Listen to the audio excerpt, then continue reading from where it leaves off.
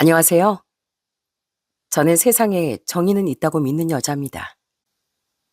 제가 그런 믿음을 갖게 된 건 정의는 실현된다는 경험을 직접 해봤기 때문이에요. 세상은 결코 제대로 뉘우치지 않는 사람의 죄를 세월 속에 조용히 사라지게 놔두질 않더라고요.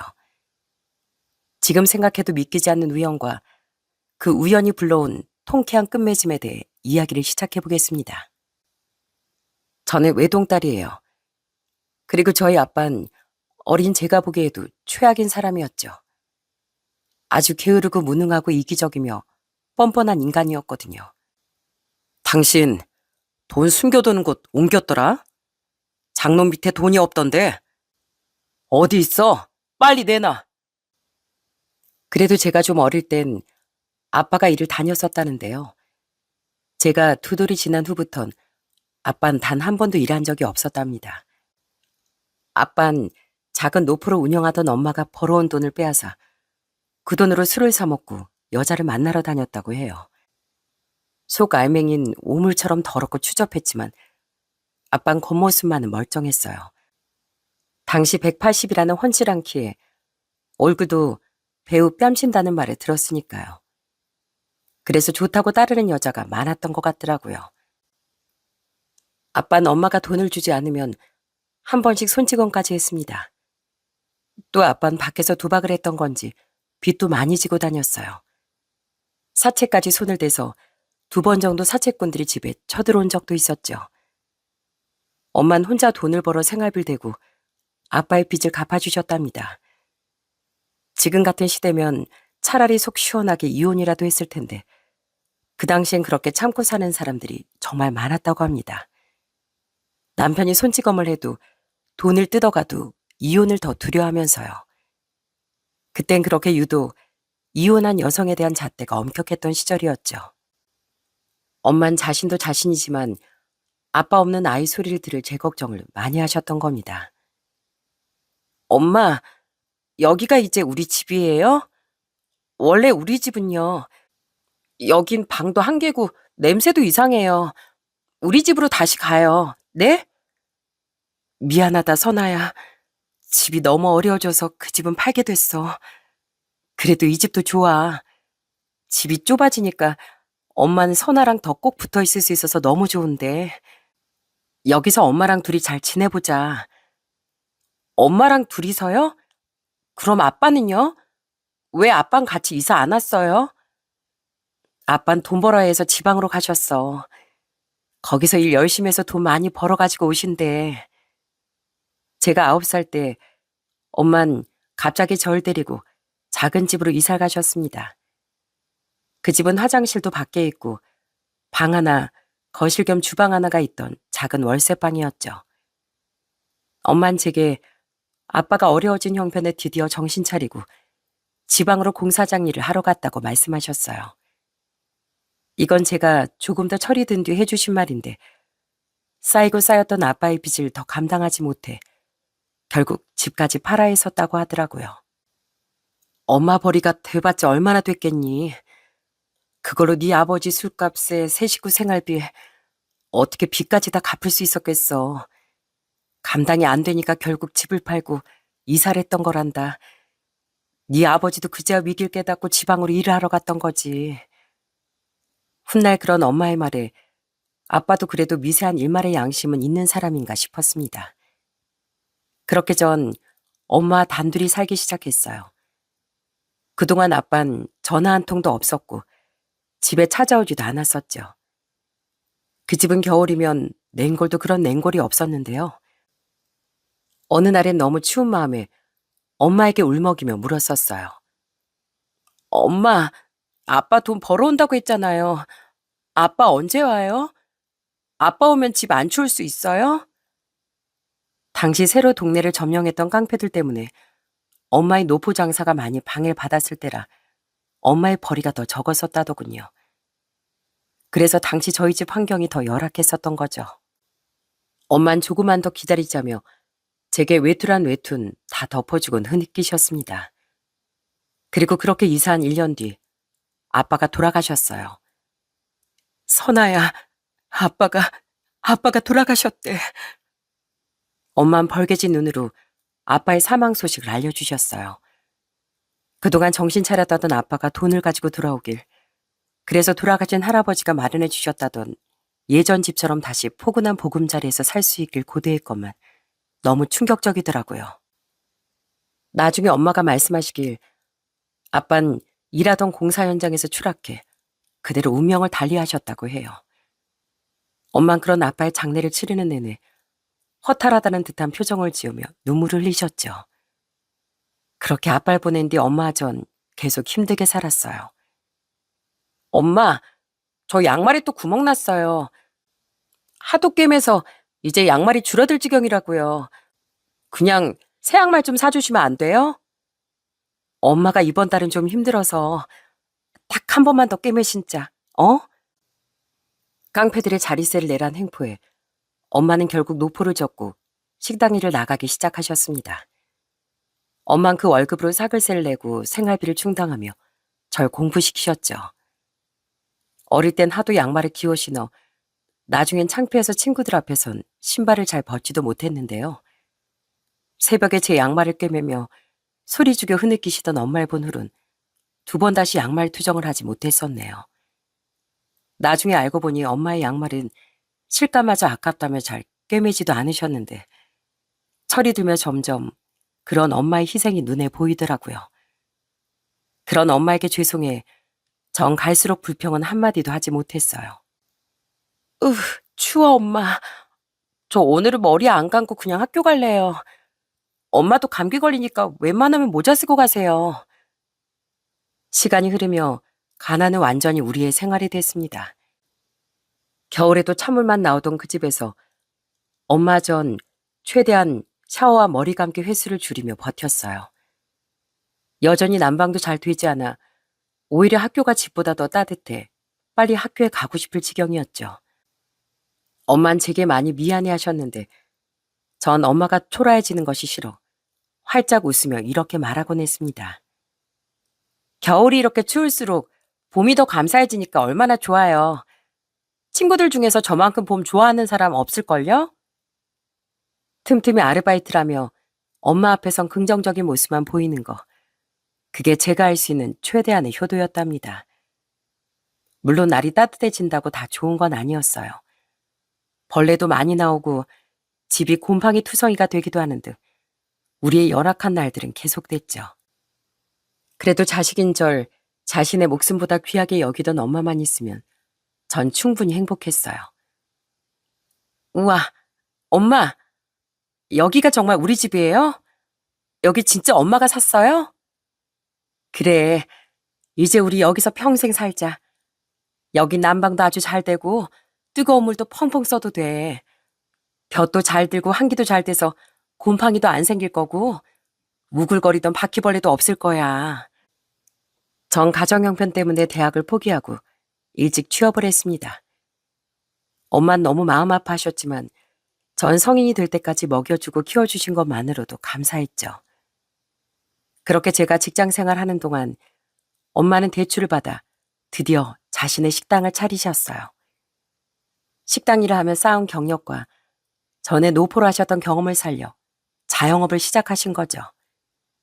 그리고 엄마의 손맛과 운이 더해져 엄마의 식당은 슬슬 풀리기 시작했습니다. 심지어 방송에도 한번 나온 뒤론 사람들의 발길이 줄을 이었죠. 양말 한 켤레 살 돈도 없어 벌벌 떨던 시절이 엊그제 같은데 정말 믿기지가 않더라고요.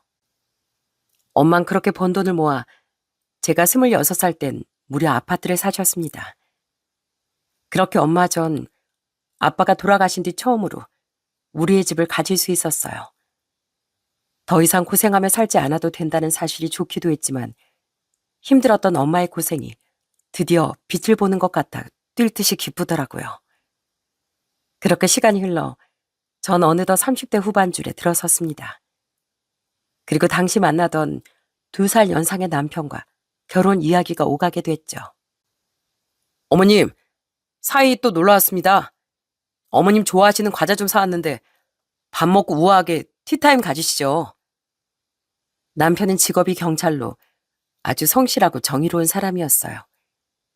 살갑기도 얼마나 살가운지 연애 시절부터 저희 집에 놀러와 저희 엄마에게 정말 잘해줬습니다.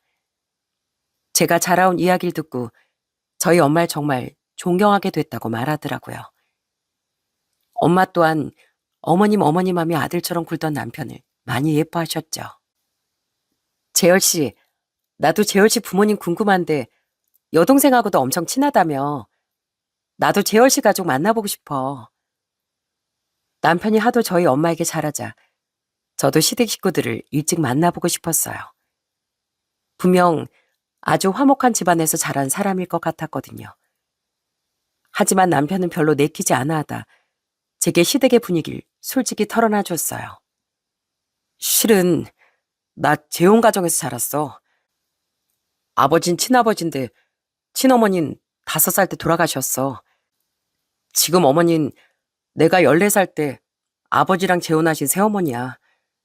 여동생도 지금 어머니랑 아버지 사이에서 태어난 늦둥이고. 정말? 몰랐어. 그리고 실은 내가 자라면서 어머니한테 상처를 많이 받고 자랐어. 우리 어머니 말투가 좀 세셔.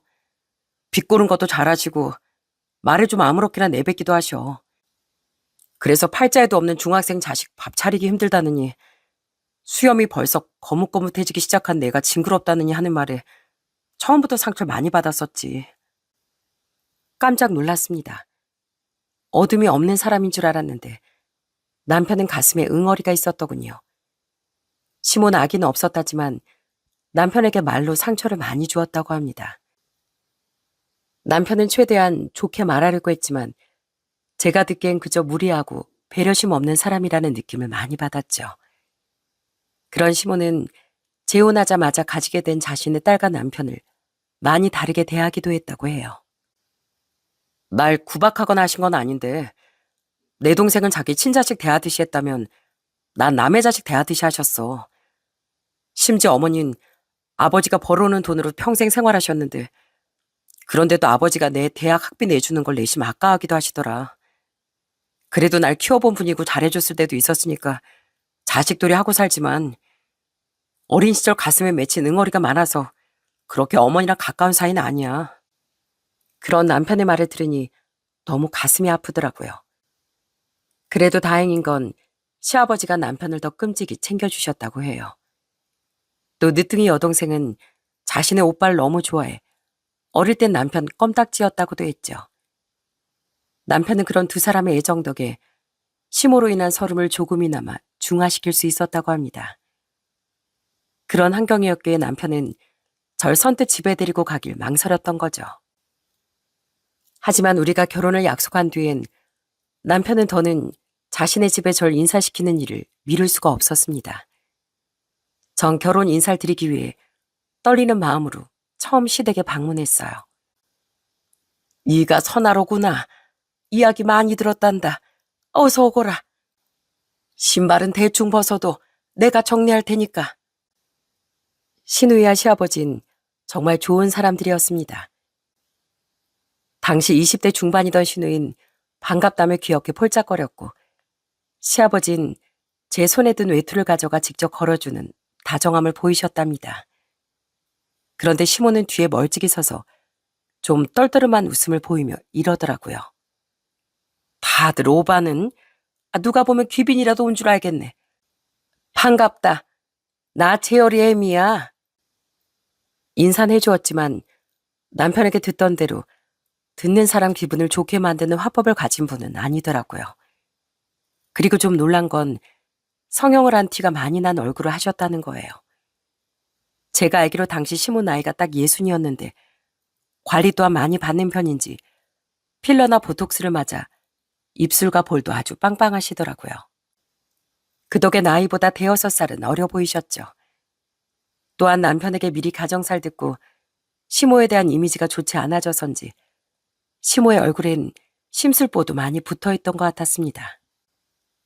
당신은 무슨 음식을 이렇게 많이 했어요. 내가 그냥 고기만 굽자니깐 육회공 다 올려놓고 아주 공을 들였네. 평소에 나한테나 이렇게 좀 해보시오. 당신 며느리 될 애가 처음 왔는데 자꾸 분위기 흐릴 거야? 우리 가족이 되어준다는데 선아가 얼마나 귀하고 고마워. 거 당신한테만 맡겨두면 진짜 고기만 떨렁 구울 것 같아서 내가 알아서 차린 거야. 선아야, 이것저것 다 차려놨으니까 너 좋아하는 것만 마음껏 골라 먹어도 돼. 저 옆편네 원래 말투가 좀 저러니까 신경 쓰지 말고. 하나도 놀랐던 건 환영 음식을 시아버지께서 대부분 다 차리셨다는 사실이었어요. 나중에 남편이 말하길 평소엔 시모가 음식을 하지만 한 번씩 시아버지도 식구들에게 밥을 차려주신다고 하더군요. 아들은 아버지를 닮는다는데 남편의 다정함이 시아버지에게서 왔구나 싶었죠.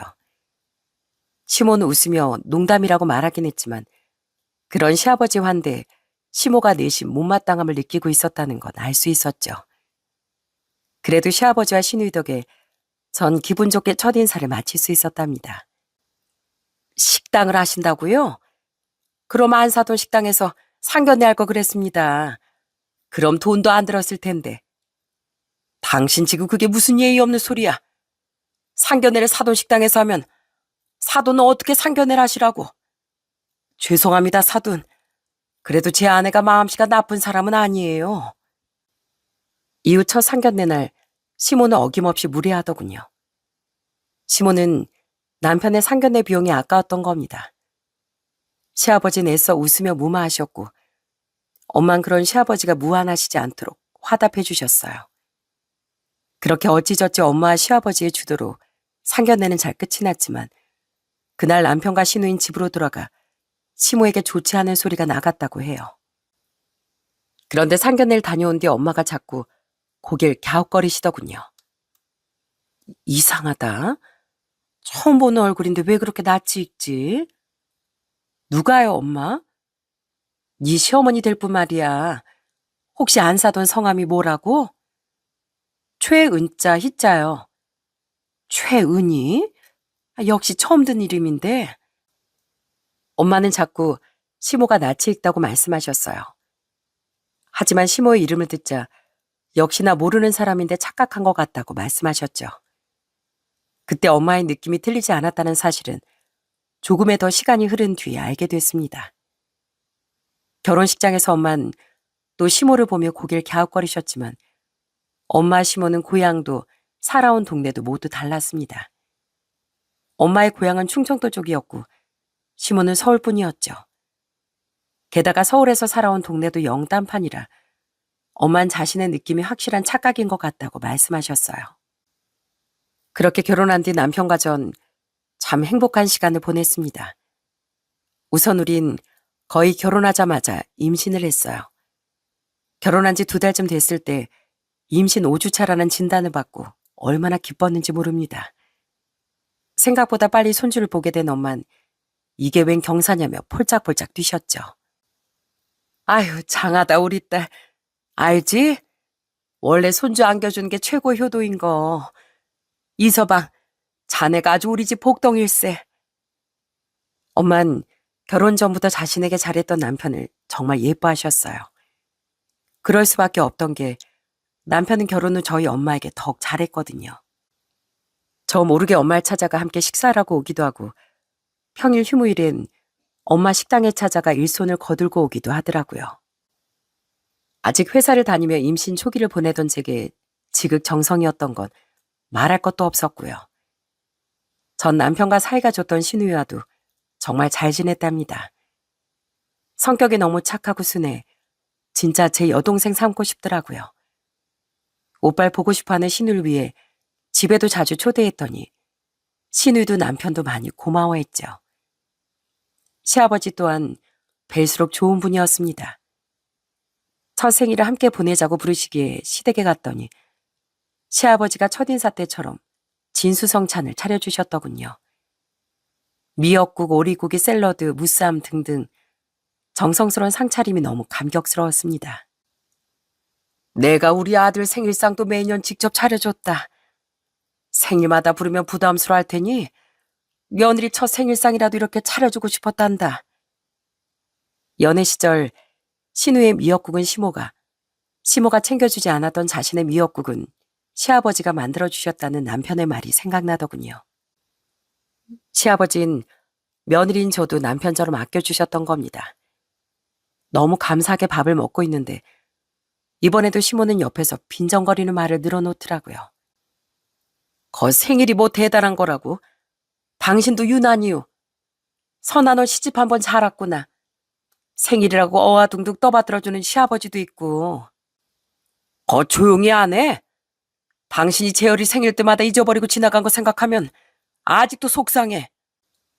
그런 당신 대신 내가 내 아들도 며느리도 다 챙기겠다는데 무슨 말이 그렇게 많아. 그럴 거면 먹지 마. 그리고 당신 생일 때 또 얼마나 유난을 떨어. 한우 외식에 명품 선물 사달라고 난리해. 자기 생일하고 막내 생일은 잘 챙기면서 어른이 돼서 부끄러운 줄 알아. 시아버진 누구보다 밥을 푹푹 떠먹고 있던 시모가 민망하리만큼 맹렬히 쏘아붙이셨어요.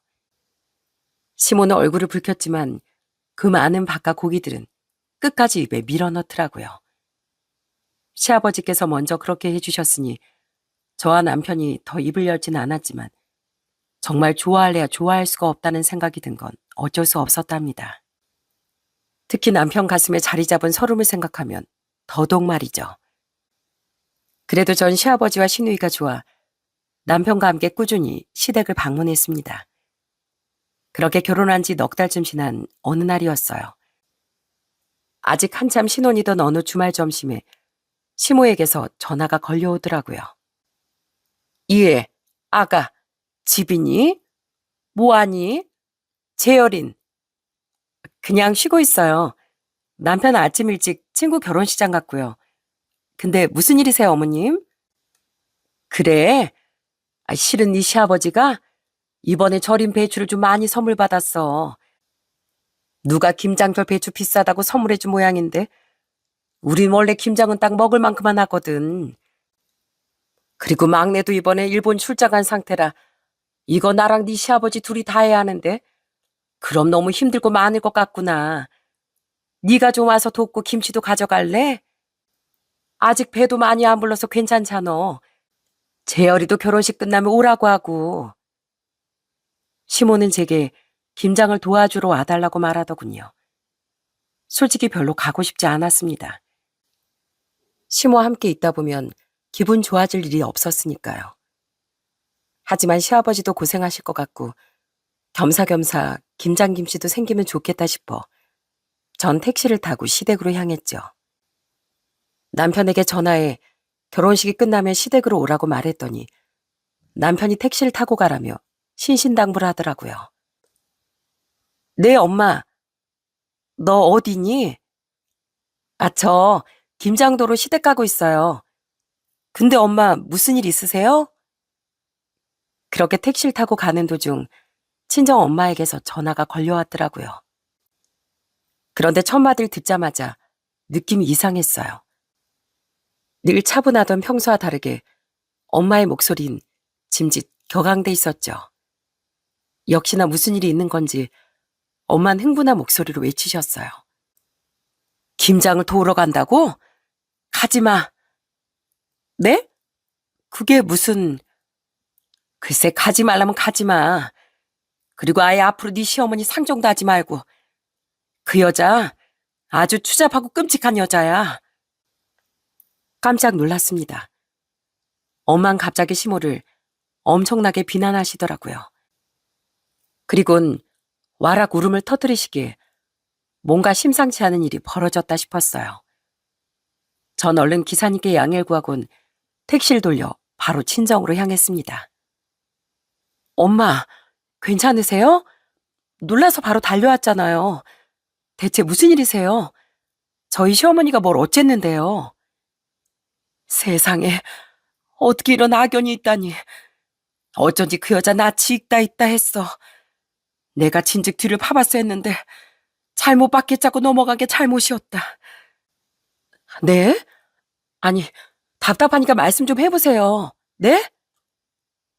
엄만 바로 달려온 제게 가슴을 치며 한탄하시더군요. 그리고 그런 엄마에게서 진실을 들은 전 완전히 뒤로 넘어가고 말았습니다. 내가 너 결혼시키고 나서 이상하게 계속 꿈자리가 안 좋았다. 일찍 돌아가신 네 외할머니 외할아버지가 나와서 말없이 우시다가 가고 네 아버지 살아생전 고생했던 과거 꿈을 수도 없이 꾸기도 했어. 그래서 내가 이상하다 이상하다 했는데 자꾸만 네 시어머니가 마음에 걸리는 거야. 사람 촉이라는 게 참 신기해. 내가 말했었지? 네 시어머니 어딘가 낯이 익다고. 네, 근데 이름도 처음 듣는다고 하셨잖아요. 그래, 근데 아무래도 이상해서 내가 얼마 전에 돈을 주고 뒷조사를 좀 의뢰해봤다. 요즘엔 돈만 주면 사람 뒤도 알아봐 준다고 해서. 그리고 아까 전에 결과를 전달받았는데 세상에, 나 정말 기절초풍할 뻔했다. 그 여잔 우리 집안의 왼수야, 왼수. 그 여자 때문에 우리 집안이 풍비박산나고 네 아빠도 그렇게 된 거야. 그 진실 속엔 평생 엄마 혼자 간직해왔던 비밀이 숨겨져 있더라고요. 실은 제가 어릴 적 아빠의 빚을 갚지 못해 집을 이사해야 했던 게 아니었다는 거예요. 평소 그렇게 엄마 속을 썩이고 바람을 피우고 다니던 아빤 제가 학교에 갔을 때 웬 여자를 아예 집에 데려왔다고 합니다. 그리곤 뻔뻔하게 고개를 쳐든 그 여자와 함께 엄마를 쫓아내려고 했다네요. 나 이제부터 우리 명주랑 살 거야. 여긴 우리 아버지가 해주신 내 집이니까 당신은 선아 데리고 나가. 난 이제 당신 필요 없어. 난 이 집 팔고 우리 명주랑 새 집 얻어서 살 거야. 진짜 미친 거 아닙니까? 그동안 엄마 덕에 빚도 갚고 입에 풀칠하고 살았으면서 아빤 상관녀와 함께 엄마 아절 쫓아내려고 했던 거예요. 그리고 그때 그 최명주라는 상관녀가 바로 시모였다고 해요. 뭐, 말도 안 돼. 그게 어머님이라고요? 근데 왜 못 알아보셨어요? 아휴, 그렇게 얼굴을 다 뜯어 고쳤으니 내가 못 알아봤지. 그래도 본판은 남아있으니까 나치 그 모양인데 이름까지 명주가 아니라 은희로 개명을 해서 내가 정체를 못 알아챘던 거야. 자기도 과거가 떳떳하지 못한 건 알았는지 그 여자 우리한테 젊은 시절 살았던 동네도 숨겼더라. 그 여자 예전에 우리가 살던 그 동네, 옆 동네에 살았었대. 엄만 개명에 성형수술까지 한 시모를 미처 못 알아보신 겁니다. 엄마는 아빠가 시모를 집에 데리고 왔을 때 한 번, 그 이후에 한 번, 이렇게 딱 2번밖에 못 보셨다고 해요. 그랬기에 더더욱 시모를 알아볼 수 없었던 거죠. 돈도 없는데 집에서 쫓겨나면 널 데리고 어딜 가나 싶어서 난 끝까지 못 나간다고 버텼다. 그리고 그때만 해도 이혼녀가 혼자 애를 데리고 살면 여자도 자식도 다 손가락질 받던 시절이라 널 위해서라도 어떻게든 가정을 지키려고 했어. 근데 기어코 네 아빠는 날 쫓아냈다. 그래서 내가 널 데리고 그 낡은 월세방으로 이사를 했던 거야. 그리고 네 아빠는 네 할아버지가 해주신 집을 팔고 딴 동네에 가서 그 여자랑 살림을 차렸단다. 지들도 동네 사람들 이목은 창피했던 게지. 그럼 아빠는 일하러 간 게 아니라. 그래, 네 아빠가 어디 그럴 사람이었겠니? 근데 부모가 그렇게까지 엉망인 사람인 걸 알면 평생 네 가슴에 상처로 남을 것 같아서 내가 숨겼던 거다. 그리고 네 시어머니가 나타나지만 않았으면 평생 내 가슴에만 진실을 묻으려고 했어. 하지만 그 여자를 만난 이상 어떻게 모든 걸 숨길 수가 있겠니? 난 네가 그 여자를 어머님이라고 부르면서 사는 거 절대 용납 못하겠다. 끝까지 네 아빠가 돌아오길 기다리다가 한번 그들이 살던 집을 알아내서 찾아간 적이 있었어. 이제라도 돌아오라고 애원하려고. 근데 그때 그 여잔 나한테 소금을 뿌리지 뭐니. 그리고 날 정신 나간 여자 취급하면서 그렇게 망신을 주더라고. 아빠가 돌아와야 다시 절 온전한 집에서라도 키울 수 있을 테니 엄만 끝까지 아빠를 붙잡으려고 하셨다더군요. 하지만 그 집을 찾아간 날 엄마는 아빠에게서 심한 욕설을 듣고 시모에겐 소금 세례와 함께 동네 사람들 앞에서 미친 여자 취급까지 받았다고 합니다. 너무 큰 상처를 받은 엄만 그 뒤론 다시 그 집을 찾아가지 않으셨다네요. 근데 그 여잔 생각보다 더 악랄한 여자였어. 세상 물정 모르던 네 아빠에게 가진 돈을 다 뜯어내고 심지어 살던 집까지 네 아빠 몰래 처분하고 도망가 버렸다더구나. 완전히 그 여자한테 홀려있던 네 아빠가 그 여자한테 집 명의를 다 넘겼었던 모양이야. 그 배신감 때문에 술독에 빠져있던 네 아빠는 술김에 남의 오토바이를 훔쳐 타다 사고가 나서 그렇게 단명했던 거야. 이게 내가 그동안 너한테 차마 말하지 못했던 진실이란다. 근데 그 끔찍한 여자가 네 시모였다니. 세상 이런 충격적인 일이 또 어디 있겠니? 엄만 가슴을 치며 한탄하셨습니다. 내가 널 원수 집안에 시집 보냈다며 울부짖으셨죠. 그런 엄마를 보는데 저도 왈칵 눈물이 쏟아지더군요. 전 엄마를 끌어안고 함께 오열했습니다. 왜 그걸 저한테 말 안 하셨어요?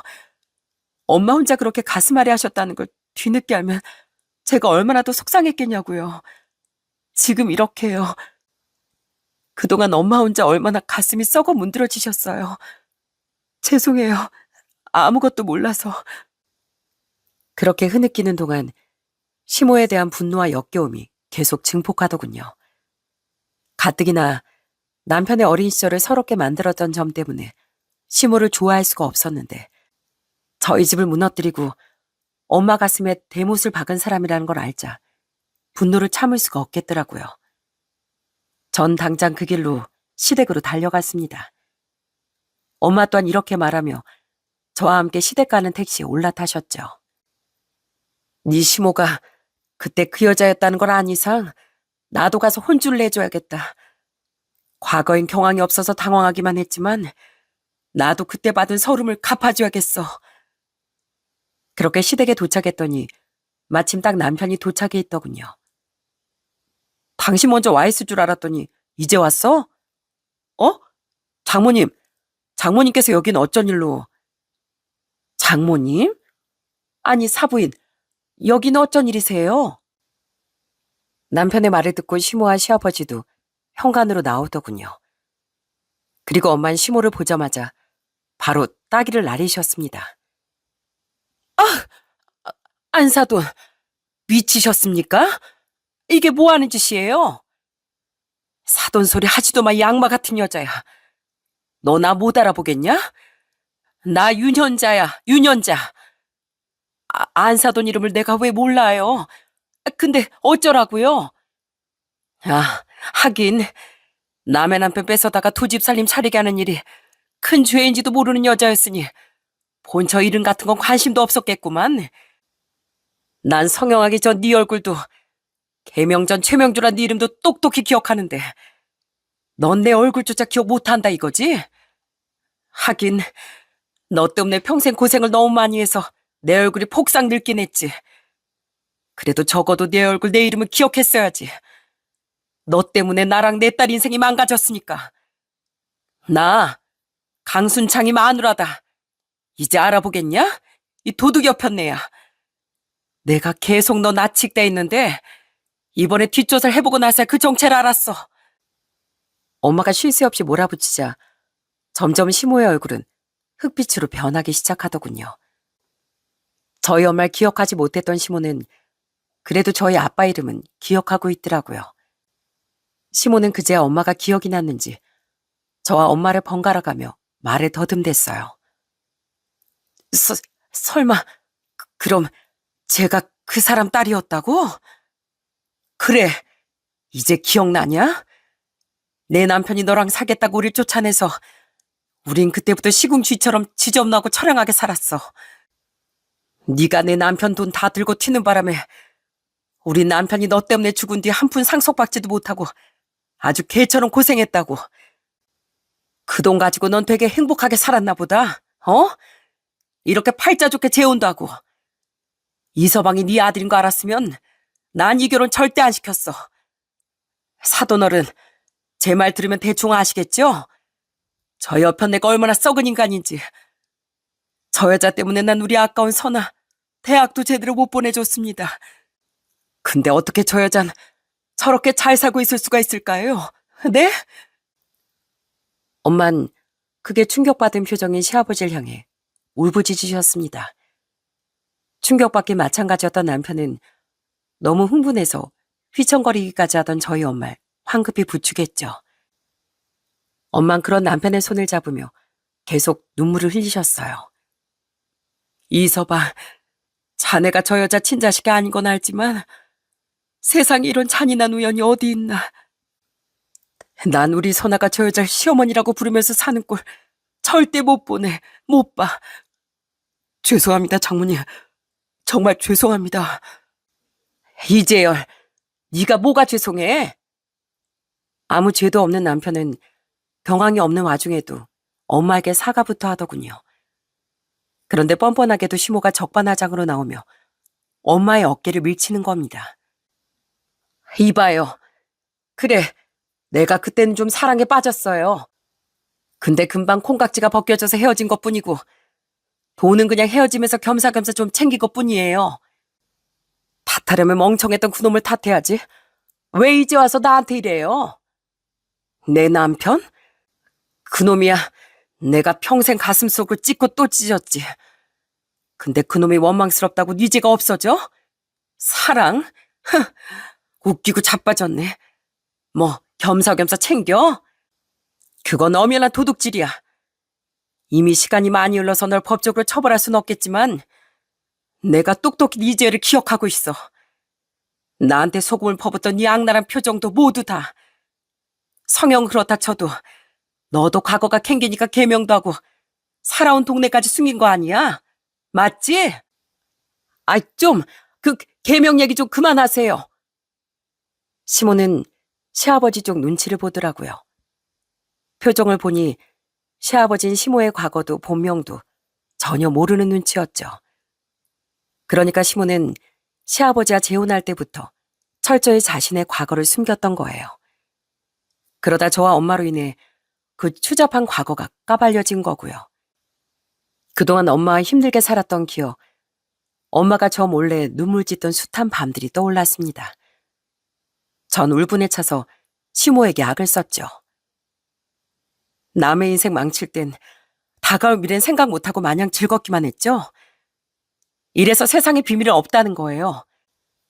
아무리 돌고 돌아도 진실은 밝혀지고 정의는 실행되는 법이라고요. 어머님, 아니 아줌마가 우리 힘들게 만들었던 만큼 제발 평생 천벌받고 사세요. 제발 평생 불행하게 살다 곱지 않게 가버리시길 바래요. 전 이제 그쪽 시어머니를 절대 못 모십니다.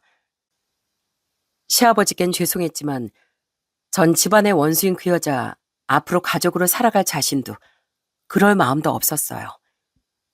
전 흥분한 나머지 계속 휘청거리던 엄마를 지탱해 그 집에서 나왔습니다. 충격에서 헤어나오지 못한 시아버진 그런 우리를 멍하니 보기만 하셨고요. 그래도 남편은 우리를 따라 나와 저와 함께 엄마를 집으로 모셔다 드렸어요. 그리고 친정에서 상세한 진실을 들은 남편은 눈물을 흘리며 엄마 앞에서 무릎을 꿇었습니다. 어떻게 이런 일이... 죄송합니다, 장모님. 제 존재 자체가 장모님께 상처인 것 같아 너무 죄송합니다. 아닐세. 자네가 무슨 죄겠나. 자네가 서럽게 자랐다는 세월이 못된 그 여자의 성매 생각하니 더더욱 짠하게 느껴지네. 자네도 오늘 많이 놀랐지? 하지만 이서방, 내가 아무리 자네를 아낀다고 한들 나는 아까 말했듯이 네, 압니다, 장모님. 집사람을 저희 어머니와 엮이게 하고 싶지 않다는 마음이요. 근데 장모님, 전 정말 저희 집사람 없으면 안 됩니다. 전 어차피 아버지 때문에 어머니 보고 사는 거지 어머니한테 정도 없어요. 그런 어머니 때문에 집사람과 뱃속 아이와 헤어질 바엔 제가 아예 어머니와 인연을 끊겠습니다. 전 오히려 어머니보다 장모님을 더 소중하게 생각한단 말이에요. 그러니까 제발 절 내치지 말아주세요. 내가 어떻게 자네를 내치겠나. 그렇게까지 말해주니 고맙네. 평소에 너무 착했던 남편까진 엄마도 저도 도저히 외면할 수가 없더라고요. 남편이 시모를 좋아하지 않는 걸 알고 있었기에 저도 남편이 잘 처시만 해준다면 이혼을 피하고 싶다는 생각을 했었죠. 그 뒤 남편과 전 한동안 충격받은 엄마의 곁을 지켰어요. 남편은 저희 집에서 출퇴근까지 하며 지극정성으로 엄마의 충격을 달래주었죠. 그리고 그 사달이 났던 바로 다음 날 시아버지께서 집으로 찾아오셨더군요. 시아버지는 저희 엄마에게 말 그대로 머리를 숙여 사과하셨어요. 제가 늙어서 그런지 어젠 상황 파악도 제대로 안 되고 정신이 없어서 사부인을 그냥 보냈습니다. 죄송합니다. 사부인, 재열이한테 통화로 더 자세한 이야기는 잘 전해들었습니다. 정말 죄송합니다. 저도 처음에만 잘하는 척했던 집사람한테 거의 속다시피 해서 한 재혼이라 집사람 성품이 좋지 못한 건 알고 있어요. 그런데 생각보다 그렇게 더 끔찍한 사람일 거라곤 미처 생각지도 못했습니다. 집사람을 대신해 이렇게 제가 사과드리겠습니다. 얼마나 힘드셨어요. 시아버지의 거듭된 사과에 엄만 조용히 괜찮다는 말을 하시더군요. 죄인은 시모지 아무것도 모르고 재혼한 시아버지의 잘못은 아니라면서요. 전 그런 시아버지가 돌아가실 때 한 번 더 엄마 제 뜻을 확실하게 전달했죠. 죄송하지만 아버님, 전 앞으로 시댁에 못 찾아갈 것 같습니다. 그리고 그 여자를 어머님이라고 부르지도 못하겠고요. 죄송합니다. 죄송할 거 없다. 사람을 제대로 볼 줄 몰라서 재열이한테 고약한 새엄말, 너한테는 아주 끔찍한 시어머니 만들어준 것 같아. 내가 더 미안하구나. 평생 안 와도 절대 널 원망하지 않고 오히려 우리 재열이랑 이혼 안 해준 걸 내 고마워하면서 살 거다. 그렇게 시아버지가 돌아간 뒤 다음 날엔 한국으로 귀국했다던 신우에게 전화가 걸려왔더라고요. 모든 이야기를 다 들었다며 신우인 휴대폰 너머에서 엉엉 울었죠. 저희 엄만 진짜 왜 그럴까요? 오빠한테도 평생 그렇게 잘못해서 제가 오빠한테 얼마나 미안했는데 정말 죄송해요, 새언니. 그리고 그래도 우리 오빠 안 버려줘서 감사해요. 이렇게 시몰지휘한 나머지 시댁 식구들은 참 좋은 사람들이었답니다. 하지만 시모 한 사람 때문에 그렇게 평화롭던 시간은 산산조각나고 말았죠. 그리고 마지막으로 등장한 건 시모였어요. 며칠 뒤 시모는 친정으로 찾아와 악어의 눈물을 흘리기 시작하더군요. 저기, 안사돈, 제가 저번엔 경황이 없었는데 생각해보니까 제대로 사과를 못 드린 것 같아서 이렇게 찾아왔습니다. 그땐 제가 정말 잘못했습니다. 근데 이미 세월이 너무 많이 흘렀잖아요. 이미 다 지나간 일을 어쩌겠습니까? 저도 할 수만 있다면 시간을 되돌리고 싶은데 그건 불가능한 일이잖아요. 그러니까 애들을 생각해서라도 저 한 번만 용서해 주세요. 예? 제가 과거를 생각하면 너무 부끄럽고 죄송해서 이렇게 눈물이 납니다. 딱 봐도 하나도 미안해 보이지 않았건만 시모는 애써 눈에서 즙을 짜내듯 하더라고요. 이미 다 지난 일인데 어쩌겠냐는 성의 없는 변명을 늘어놓으면서요. 아직 엄마 집에 있었던 저와 남편은 그런 시모를 벌레 보듯 바라봤죠. 그때 저희 엄마가 어떻게 했는지 아십니까?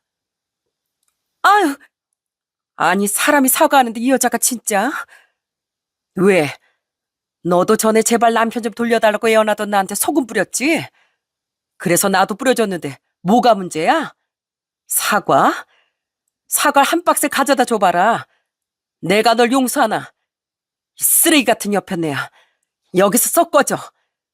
내가 이 소금 세례 똑같이 돌려주려고 일부러 문 열어준 거야. 엄만 시모에게 굵은 소금을 단지째로 가져와 소금 세례를 퍼부어 준 겁니다. 과거 시모가 엄마에게 그랬던 것처럼요. 그렇게 된통당하자 시모는 얼굴이 불그락 푸르락해져선 욕설을 퍼부으며 시근덕댔어요. 진짜 기가 막혀서 이제 와서 이런다고 내가 다 써버린 그 돈이 나오기래 어쩌기래. 성질 더러운 여편네 같으니라고. 그러니까 남편이 바람이 나지. 아줌마, 어디서 뚫린 입이라고 말을 함부로 짓거려요? 과거엔 우리 아빠 등이 없고 기세등등했는지 모르겠지만 지금 아줌마 옆에는 아무도 없어요. 내 남편도 나도 우리 엄마 옆에 있고 아버님도 아줌마 편 절대 안 들어줄 거라고요. 한 번만 더 함부로 말짓거리면 그땐 이 정도 소금 세례는 절대 안 끝날 줄 알아요. 제 으름장의 시모는 귀와 목까지 시뻘개지며 나가버렸어요. 나중에 안 사실인데 그때 시모는 시아버지가 제대로 사과하지 않으면 모든 생활비를 끊겠다고 으름장을 놓자 역시나 거짓 사과를 하러 왔던 거더라고요. 그런 주제에 끝까지 자존심을 세운 시몬. 결국 정말로 생활비가 뚝 끊겼다고 합니다. 얼마 뒤 시몬은 남편에게 전화를 걸어 이렇게 애걸복걸하더라고요. 예, 재열아. 네 아버지 나한테 진짜로 모든 돈을 다 빼앗아 가버렸다. 앞으로 절대 생활비도 안 줄 거니까 뭐든 쓰고 싶으면 나가서 직접 돈을 벌어오래. 아이, 어떻게 그 양반이 나한테 이럴 수가 있니? 막내한테라도 용돈 좀 달라니까 나한테 너무 실망했다면서 요즘 나랑 말도 안 해. 재열아, 난 평생 제대로 일한 적도 없다. 아이, 그런 내가 60 먹어서 무슨 일을 하니? 제발 네가 아버지한테 뭐라고 말 좀 해다오. 그래도 내가 친자식도 아닌 널 이렇게 키워줬는데 엄마한테 그 정도는 해줄 수 있잖아. 엄마요? 아버지가 벌어온 돈 받고 사니까 한우 없이 절 키워준 거지. 어머님 평생 제가 아니라 막내 엄마기만 하셨잖아요. 그래도 저 키워주신 은혜가 감사해서 여태 자식돌이도 하고 산 건데 어머니는 애초에 누구에게 대접받을 자격이 안 되는 분이셨네요. 심지어 범죄자이기까지 했던 어머니를 보니까 경찰인 제 직업이 부끄러워집니다. 평생 그렇게 절 홀대하더니 이제와 제가 아쉬워진 모양인데 전 제 아내랑 저희 애를 지켜야겠습니다. 그러니까 이젠 저 볼 생각하지 마세요. 장모님과 집사람을 위해서라도 저 이제 그 집 안 갑니다. 하지만 남편은 그동안 쌓였던 응어리를 풀어내며 전화를 끊어버렸어요. 그 뒤로 나의 시모 번호를 차단시켜 놓더라고요. 시누이까지 자신의 엄마를 사람 취급도 안 하며 그렇게 시모는 외톨이가 되어버렸답니다. 이후 저와 남편은 정말 시댁의 발길을 끊었습니다. 제게 많이 미안해하던 시아버지와 시누이가 오히려 저희 집으로 가끔 놀러와 우리를 만나고 갔죠.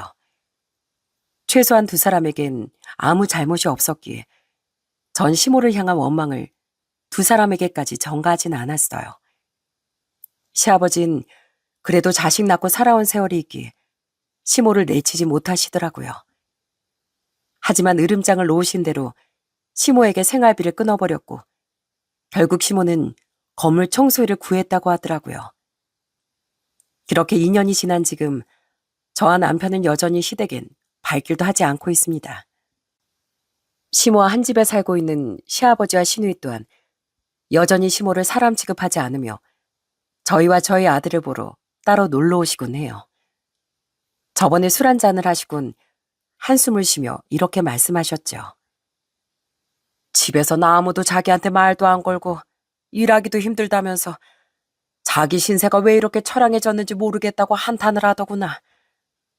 그렇게 징징거리면서 끝까지 자기 잘못을 모르는 그 옆은 날 보는데 아주 없던 정도 뚝뚝 떨어져. 하다못해 이제 네 시누이까지 그냥 자기 엄마랑 갈라서라고 하는데 요즘 나도 진지하게 이혼을 고민 중이다. 시아버지 같은 분이 어쩌다 그런 여자 인연이 되셨는지 아직도 참 모를 일입니다. 전 여전히 시아버지가 좋아요. 남편도 시아버지껜 효자 노릇하며 잘 지내고 있고 우린 시누이도 잘 챙기면서 살고 있죠.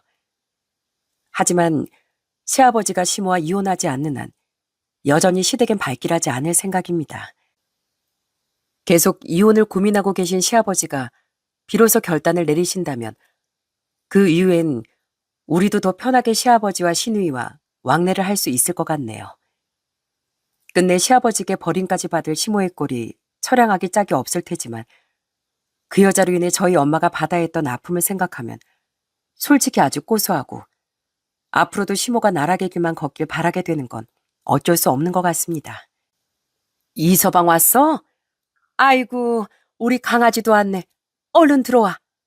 이서방, 자네가 저번에 장어 먹고 싶다길래 내가 좀 사다 놨어.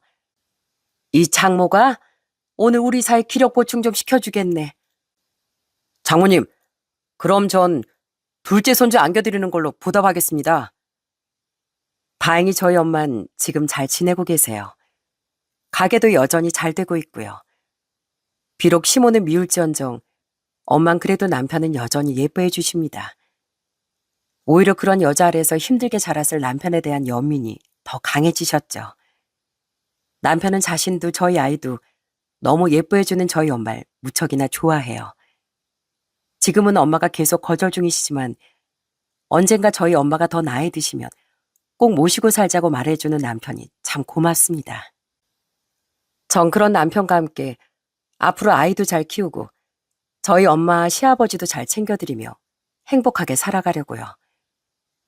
외톨이가 된 시모가 더 약이 올라 발을 동동 구를 정도로요.